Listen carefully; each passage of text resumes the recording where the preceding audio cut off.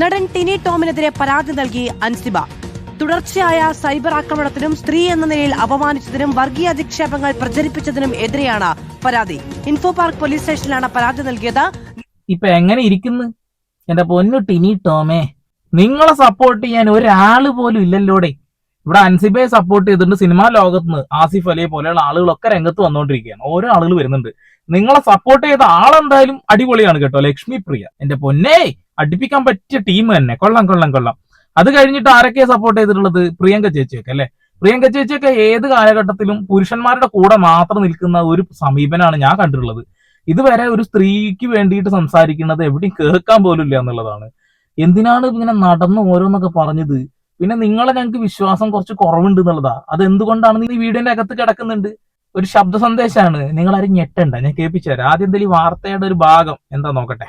സ്ത്രീത്വത്തെ അവമാനിച്ചു, ഒപ്പം cyber harassment നടത്തി തുടങ്ങിയ പരാതികൾ, ഒപ്പം തന്നെ വംശീയപരമായ അധിക്ഷേപങ്ങൾ തനിക്ക് നേരെ ഉയർത്തി തുടങ്ങിയ കാര്യങ്ങളാണ് ഇപ്പോൾ ഈ പരാതിയിൽ അൻസിബ പറഞ്ഞിട്ടുള്ളത്. തന്റെ കുടുംബത്തെ ലക്ഷ്യമിട്ടുകൊണ്ട് വളരെ മോശമായ രീതിയിൽ സംസാരിച്ചുവെന്നും അമ്മ താരസംഘടനയായ അമ്മയുടെ ഒഫീഷ്യൽ വാട്സപ്പ് ഗ്രൂപ്പുകളടക്കം തനിക്കെതിരെ മോശം മെസ്സേജുകൾ അയച്ചു തുടങ്ങിയ പരാതികളും ഈ SHOയ്ക്ക് കാക്കനാട് ഇൻഫോ പാർക്ക് സ്റ്റേഷനിലെ SHOയ്ക്ക് നൽകിയ പരാതിയിൽ ഇപ്പോൾ ഉയർത്തിയിട്ടുണ്ട്. ഈ പരാതിയുമായി ബന്ധപ്പെട്ട് നിലവിൽ പോലീസ് കേസ് എടുത്തിട്ടില്ല. ഉടൻ തന്നെ കേസ് എടുക്കും. ഇത് ACP അടക്കമുള്ളവരുമായി ആലോചിച്ച ശേഷമായിരിക്കും കേസ് എടുക്കുക. നിലവിൽ അൻസിബ നൽകിയ മറ്റൊരു പരാതി തൃക്കാക്കര ACPയുടെ നേതൃത്വത്തിൽ അന്വേഷിക്കുന്നുണ്ട്. അത് തൃപ്പൂണിത്തുറ സ്റ്റേഷനിലെ വനിതാ SI രേഷ്മയ്ക്കും ഒപ്പം തന്നെ നടി ലക്ഷ്മിപ്രിയയ്ക്കുമെതിരെ നൽകിയിരിക്കുന്ന കേസാണ്. ഈ കേസ് നിലവിൽ പോലീസ് അന്വേഷിക്കുന്നുണ്ട്. രണ്ട് കേസുകളും കൂടി പ്രത്യേക അന്വേഷണ സംഘം അന്വേഷിക്കണമോ അതോ രണ്ട് കേസായി തന്നെ അന്വേഷിക്കണമോ തുടങ്ങിയ കാര്യങ്ങളിലൊക്കെ തന്നെ പോലീസ് ഉടനെ ഒരു ACP അടക്കമുള്ളവരുമായി ഉന്നത ഉദ്യോഗസ്ഥരുമായി കൂടി ആലോചിച്ച ശേഷമായിരിക്കും ഒരു തീരുമാനം പോലീസ് എടുക്കുക. നേരത്തെ എന്തായാലും സ്ത്രീകൾക്കെതിരെയുള്ള അതിക്രമങ്ങൾ ഈ സർക്കാർ വെച്ച് പൊറുപ്പിക്കില്ല. അതുപോലെ തന്നെ വർഗീയത പറയുന്ന ആളുകളെയും അടിച്ചമർത്തുമെന്ന് കൃത്യമായി VD സതീശൻ നമ്മുടെ മുഖ്യമന്ത്രി പറഞ്ഞിട്ടുണ്ട്. ഈ വിഷയത്തിൽ രണ്ട് കാര്യങ്ങളാണുള്ളത്. ഒന്ന്, ഈ മനുഷ്യൻ എന്തൊക്കെയോ പറഞ്ഞു എന്നുള്ളതല്ല, അത് കൃത്യമായി കേട്ടു എന്ന് പറയുന്ന ആളുകളുണ്ട്. അതായത് ദൃക്സാക്ഷിയായിട്ടുള്ള ഒരാള്, നീന കുറുപ്പ്. അവരുടെ ആ ഒരൊറ്റ മൊഴി മാത്രം മതി ഒരു പക്ഷേ ഇദ്ദേഹത്തിന് പണി കിട്ടാൻ. പിന്നെ പല ആളുകളും പറയുന്നുണ്ട്, പക്ഷെ അവർക്കൊക്കെ ഭയം കണ്ട് മിണ്ടാതിരിക്കുന്നു എന്നുള്ളതാണ്. അതുകൊണ്ട് തന്നെ അൻസിബയെ സപ്പോർട്ട് ചെയ്യുന്ന ആളുകളുടെ എണ്ണം വളരെ കൂടുതലാണ്. ഇനി രണ്ടാമത്തെ കാര്യം, ലക്ഷ്മിപ്രിയ എന്ന് പറയുന്ന ആ ഒരു സ്ത്രീ അവർ പോലീസ് സ്റ്റേഷനകത്ത് വെച്ചുകൊണ്ട് വീഡിയോസ് ചിത്രീകരിച്ചിട്ടുണ്ട് എന്ന് വ്യക്തമായിട്ട് ഒരു വീഡിയോന്റെ ഇടയിൽ പറയുന്നുണ്ട്. പോലീസുകാർക്ക് ഞാനത് കൊടുത്തു എന്ന് പറയുന്നുണ്ട്.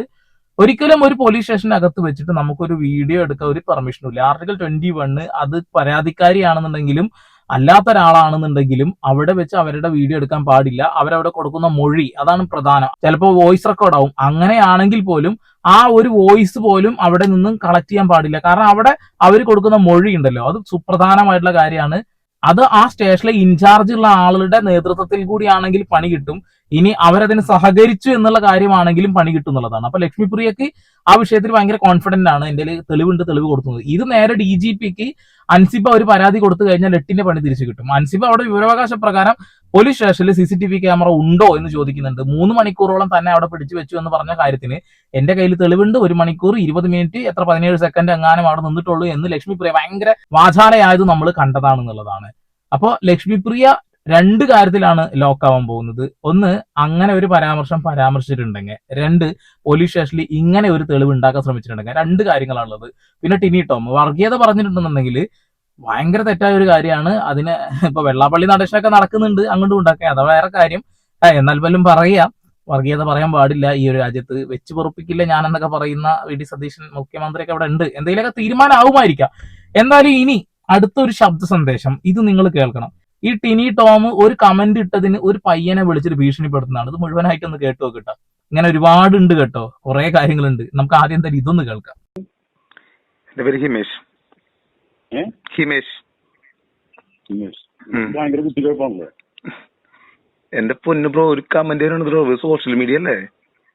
സോഷ്യൽ മീഡിയ ആണ്. പക്ഷെ എന്റെ ചൊറിച്ചിൽ കണ്ടപ്പോഴേ തോന്നി. അതെ കൂടുതലാണെന്ന് തോന്നി. അതെ, കൂടുതലാണ്. അതിപ്പോ ഞാൻ പറയട്ടെ, ഇതൊരു സോഷ്യൽ മീഡിയ ആണ്. തനിക്ക് താൻ കഴിഞ്ഞ ആഴ്ച ഞാൻ ബ്രോ എന്ന് പറഞ്ഞിട്ട് ഞാൻ കഴിഞ്ഞ ആഴ്ചയില് ഒരു ചെക്കൻ അവരൊന്ന് കള്ളുപിടിച്ച് പട്ടി കുറയ്ക്കുന്ന തെറി പറഞ്ഞൊരു വീഡിയോ ഇട്ടു. ആ വീഡിയോ ഒന്നിന്റെ സെലിബ്രിറ്റി അല്ല. അപ്പൊ ഒന്നിനെ നെഗറ്റീവ് ആ കാണുന്ന പയ്യന്റെ അവസ്ഥ എന്തായിരിക്കും? അവന്റെ നല്ല പട്ടണം നീ എനിക്കിട്ട് ഉണ്ടാക്കണ്ട, ഞാൻ കുറെ പേര് കൊണ്ടുവന്നില്ല, 1500 പേരെ ഞാൻ കോൺഗ്രസ് ഓക്കെ ഓക്കെ. പിന്നെ ആരറിയും അവനെ ലോകം. എന്റെ ചേട്ടാ എനിക്ക് ആരെ അറിയിക്കേണ്ട ആവശ്യമില്ല. നീ അതാണ് നിന്നെ പോലത്തുള്ള സാധനങ്ങളെ ഈ പുലിസും നെഗറ്റീവായിട്ട് ജീവിക്കണം. നന്നാവൂല്ല. എന്റെ പൊന്നു വേണ്ട. ഞാൻ കമന്റ് നമ്മുടെ ഫേസ്ബുക്കിൽ കമന്റ് ഇതിനും കൂട്ടാൻ കുരുപൊട്ടണ എന്തിനെങ്കിലും കുരുപൊട്ടണ ഇതിനും കൂടുതൽ എന്തോ രാഷ്ട്രീയക്കാർ കേൾക്കണ്.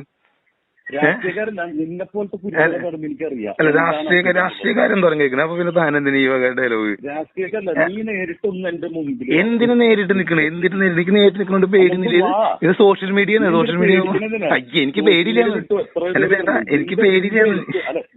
നീ പേടിയില്ലെങ്കിൽ നീ എന്റെ മുമ്പിൽ നേരി. ഞാൻ കൊടകരയിൽ വന്ന് പരിപാടി നടത്തിയിരുന്നു, നിന്നെ അവിടെ കണ്ടതില്ല.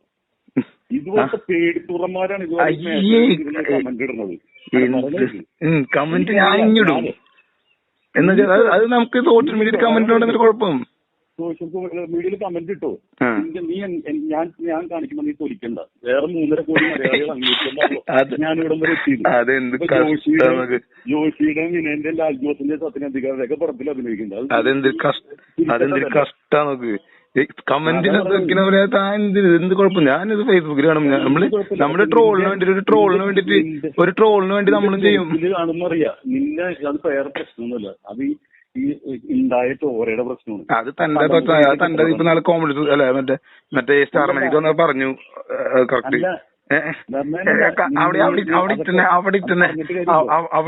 അവിടെ ഞാൻ പറയില്ലേ പറഞ്ഞു ഞാൻ ഒന്നും കൂടി നാണം കിടും. വെറുതെ എനിക്ക് നാണം കെട്ട പോകാനൊന്നുമില്ലടോ. എനിക്ക് നാണം കെട്ട പോകാനൊന്നുമില്ല. നിനക്ക് അതാണ് നാണം കെട്ടവനാണ് നീ.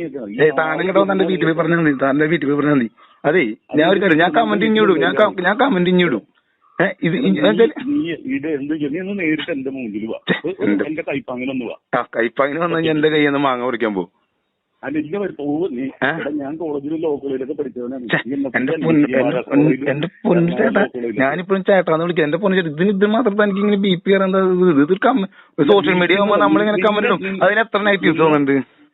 നിന്നെ കണ്ടപ്പോ എനിക്ക് മനസ്സിലായി നിനക്ക് ചൊറിച്ചിൽ വന്നതാണ്. അപ്പൊ നിന്നെ ഒന്നിട്ട് നേരിട്ട് കൊടകരല്ലേ ഈ അടുത്തല്ലേ? ഞാൻ ആലുവക്കാരാണ്. ഞാൻ ഇവിടെ തന്നെ. എന്ത് പൊന്നു ബ്രോ, ഞാൻ കുഴപ്പമില്ല. അതെന്തായാലും കാണാം, അത് കുഴപ്പമില്ല. നീയൊന്നും നശിച്ചു കാണുന്ന സമയത്ത് ഞാൻ വന്ന് കാണുന്നില്ല. എന്റെ പൊന്നു ബ്രോ ഒരു കുരിച്ചു വരച്ചേക്ക്. എന്തുവാടെ ഇത്? ഒരു കമന്റ് ഇട്ടതിന് ആ പയ്യനെ വിളിച്ച് ഭീഷണിപ്പെടുത്തുകയാണ്. ഒരു കാര്യം ചോദിച്ചോട്ടെ, ഇവിടെ ഒരുപാട് രാഷ്ട്രീയ നേതാക്കന്മാരെ ഒരുപാട് ആളുകൾ ട്രോളുന്നുണ്ട്. അതൊന്നും വേണ്ടടോ. ഇപ്പൊ ഈ വിഷയത്തില് ഇപ്പൊ ഹൻസിബയുടെ വിഷയത്തിലടക്കം അവിഹിതവുമായി ചേർത്ത് വെച്ചുകൊണ്ട് മോഹൻലാലിന്റെ പേര് പോലും പറഞ്ഞിട്ടുണ്ട് അല്ലേ? അപ്പൊ ഇതാണ് ടിനി ടോം. വേറെയുണ്ട് ഇഷ്ടം പോലെ സംഭവങ്ങൾ നമ്മൾ കേട്ടിട്ടുണ്ട് എന്നുള്ളതാണ്. ഒരു പയ്യൻ ആ കാറിന്റെ ഫോട്ടോക്ക് എന്തോ ഒരു കമന്റ് ഇട്ടതിന് ആ ചേക്കനെ വിളിക്കാത്ത ഞാൻ പറയുന്നില്ല. അപ്പൊ ഇതാണ് ടിനി ടോം.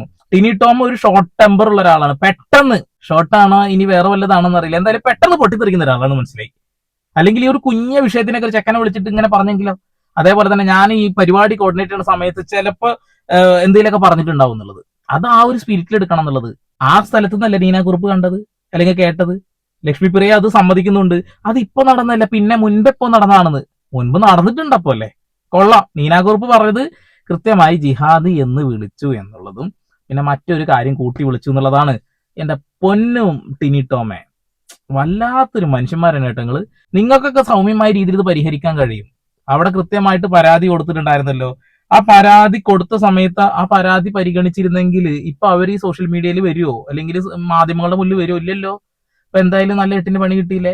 പിന്നെ ഇതിനോടകം തന്നെ എല്ലാവരുടെയും സ്വഭാവം കൃത്യമായി ഞങ്ങൾക്ക് മനസ്സിലാക്കാൻ കഴിഞ്ഞ തന്നെ വലിയ ഭാഗ്യം. നിങ്ങൾ എന്തായാലും ആ സംഘടനയുടെ പേര് മാമ എന്നാക്കിയിട്ട് അതൊന്ന് ഒഴിവാക്കി വിടുക. ആകാശത്തിൽ 4 വെടി വെച്ചിട്ടേ ആ പരിപാടി അങ്ങ് അവസാനിപ്പിക്കുക കേട്ടോ. എത്ര നാളെ ഇത് കേട്ടുകൊണ്ടിരിക്കുന്നു. മടുത്ത ആൾക്കാർക്ക് മടുക്കാറായിട്ടില്ല. പുതിയ സംഭവം ഉണ്ട്. അധികം വൈകാതെ ഹേമ കമ്മിറ്റി റിപ്പോർട്ട് റീഓപ്പൺ ചെയ്യും. അത് വി ഡി സതീശൻ മുഖ്യമന്ത്രി ആവുന്നതിന് മുൻപ് പറഞ്ഞ വാക്കാണ്. ആ വാക്ക് ഇതാ നിറവേറ്റാൻ പോവുകയാണ്. അങ്ങനെയാണെങ്കിൽ വീണ്ടും കുറെ ആൾക്കാരെ തല കാണതിന്റെ ഇടയിൽ അവിടെ ഇവിടെ കുൽസിതം കൽസിതം എന്നൊക്കെ പറഞ്ഞിട്ട് എന്തായാലും കൊള്ളാം ടിനി ടോമേ. അപ്പൊ വീണ്ടും കേസ് കൊടുത്തിട്ടുണ്ട്. ഇനിയൊക്കെ അടുത്ത ദിവസങ്ങളിൽ അറിയാൻ കഴിയുമെന്ന് വിശ്വസിക്കുന്നു. അപ്പൊ വീണ്ടും വരെ പുതിയ വാർത്താ വിശേഷങ്ങളുമായി സന്ദീപ് പോൾ സൈനിങ് ഓഫ്.